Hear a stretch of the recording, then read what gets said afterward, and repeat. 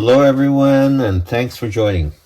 Now that we have completed the installation of the IMS bearing, I just wanted to do a little overview of the tools that I used and some of the tools that I made, and just trying to give everyone an idea of what I did exactly and how easy it is for you to create these tools and not have to buy the kit that costs about $300.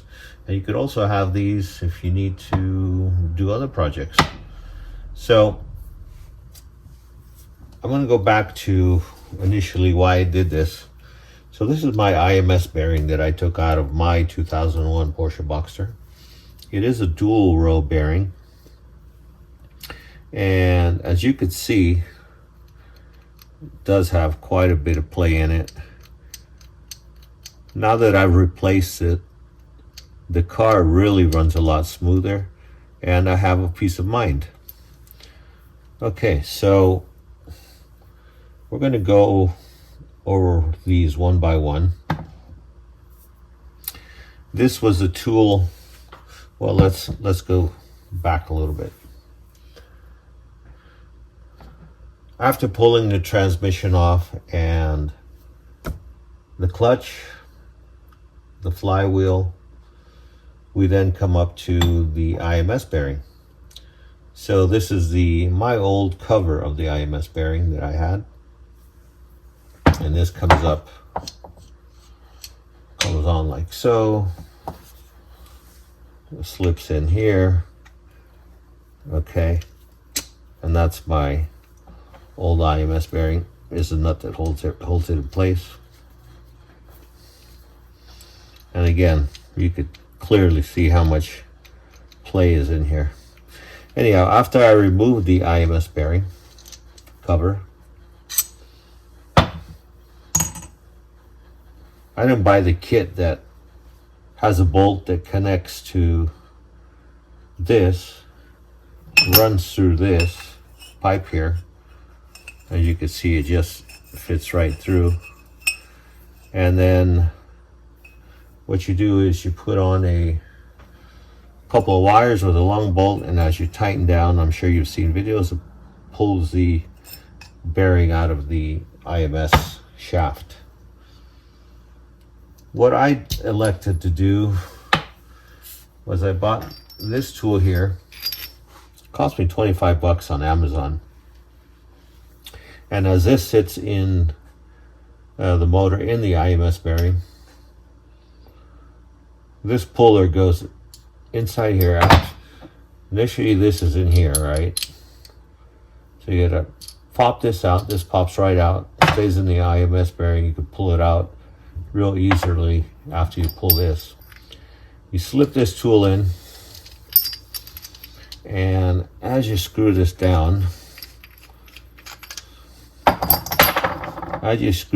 you could see these prongs here opening up, just like so. You tighten it up really good, and as you can see, it's grabbing the bearing from the inside. Okay, so you got this in place. Then this pipe,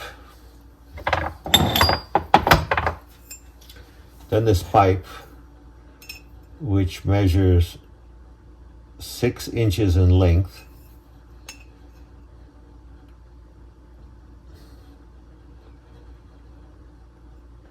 inch and a quarter in diameter,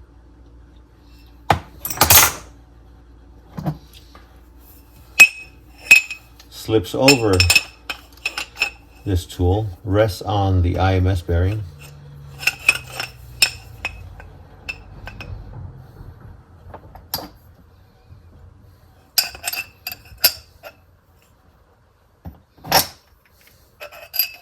then you add a couple washers, bolt which connects onto the tool, the puller, as so. So this is actually sitting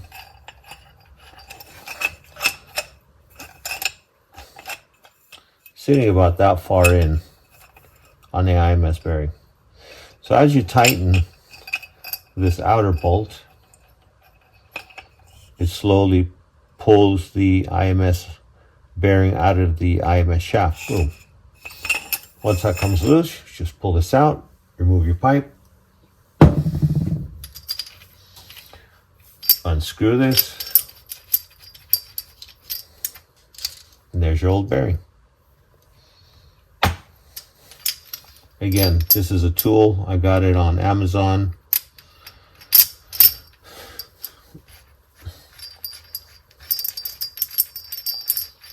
This bolt is approximately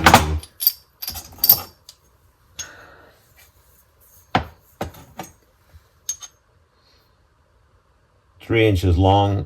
If you could find one 3.5, 4 inches long, it would probably be better, but this one worked out pretty good for me. It did the trick. Let's put that aside here. So that's what we need to pull the bearing out. These two items. 1 and 2. Okay, so continuing here. After we get the old IMS bearing out, and then to put in the new one, we'll be taking the new IMS bearing. This is the old one. Take the new IMS bearing.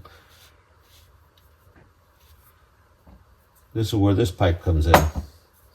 Now this pipe here measures at 4 inches in length, has a thick wall, it's aluminum, thick wall, and it's 1.25 inches in diameter. As you can see, it fits right over the IMS bearing, just a little bit smaller, so you could drive it into the IMS shaft. So you put your new IMS bearing into the IMS shaft. Once you get it started, you take this piece of pipe with a mallet or a hammer, and you slowly tap it in as it slides in place.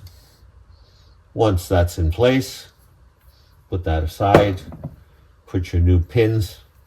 IMS bearing is installed and in place. Then obviously you go on to the next step, would be putting on the cover, tightening it down, and torquing everything to spec. Another tool that is good if you don't have already is this oil filter wrench. You can look it up. I forget the size on it, but you can look it up. This is really convenient. Just stick it on the housing of the oil filter. Looks like a 3/8 inch ratchet. Comes right off. Works great. The other tools I had to make are for the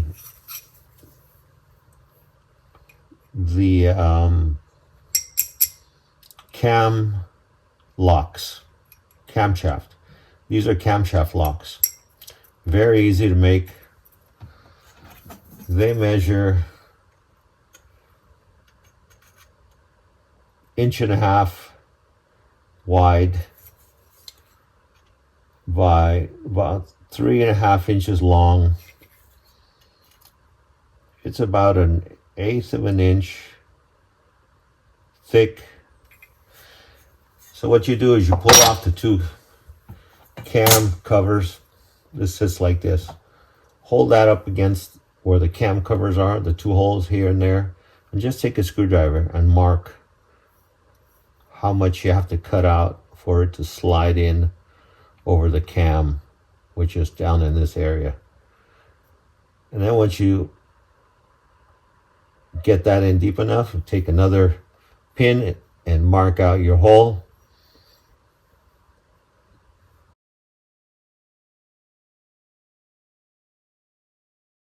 Pull this out, drill out the hole, put it in, make sure it all fits in place. You might have to trim a little here and there to get it to work perfectly.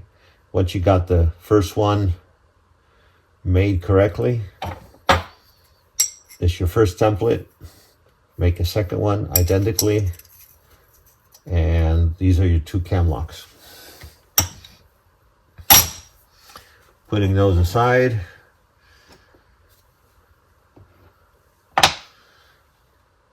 this is a old 5/16 drill bit, which I used to lock in the crank. Once you put the crank in top dead center location,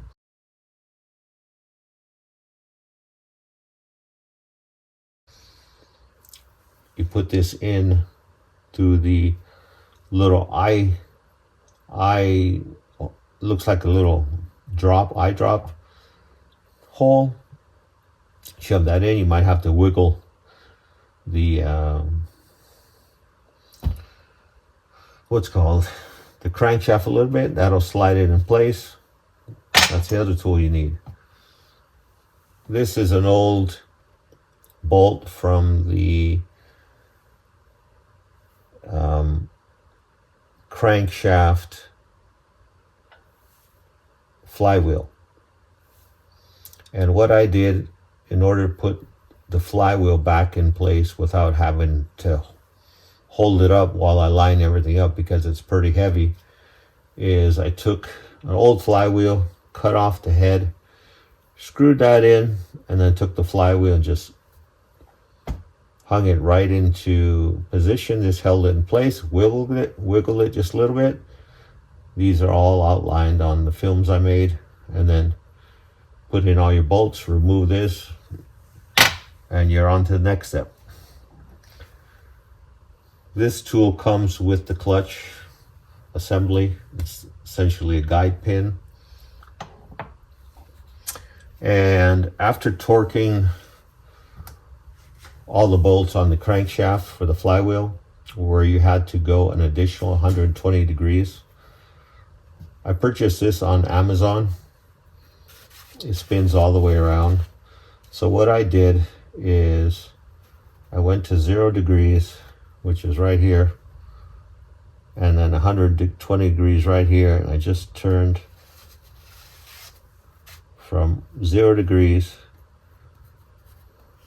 I turned this to 120 degrees right there, and I made a little mark on each of the bolts all the way around. And then from the bolts, I made a mark onto the flywheel. Took this off, turned the bolt an additional 120 degrees, as the books tell us to, and got that done too. So these are all the tools that I came up with. This cost me $25. These two items, along with the bolt and a couple of washers, cost me about $20. So all in, these didn't cost me anything, guys. I had some spare steel laying around. Also a spare drill bit. That didn't cost me anything. So the tools that I really needed, the specialty tools that I really needed, cost me about $50. And if I ever had to do it again or help a friend do it, I got all the tools needed. Or maybe I want to buy another Porsche Boxster and do it. But anyway, this is a really helpful project book. 101 projects for you, Porsche Boxster. This is also a very helpful book. And last but not least, this is the 3-inch PVC cap that I purchased. As I mentioned on the film I made, cut this off. All you have to do is stretch the piece off, cut it, stretch the piece off, put it over the top, glue it in position. And I believe it was 3 millimeters, 30 millimeters from face. Put on your 4 bolts, drive it in. That's all documented on some of the films I made. I hope this helps you guys out. The project replacing the IMS bearing wasn't bad at all. And if I had to do it again, I would. So I hope this encourages all you guys to go out and do it. It's really not that bad. And it'll save you a ton of money. Thank you all for watching. And I will be making some other videos for the Porsche Boxster and along with some other DIY projects. My goal is to encourage everyone to go out there and DIY. Until next time, thank you all for watching. God bless and see you soon. Bye-bye.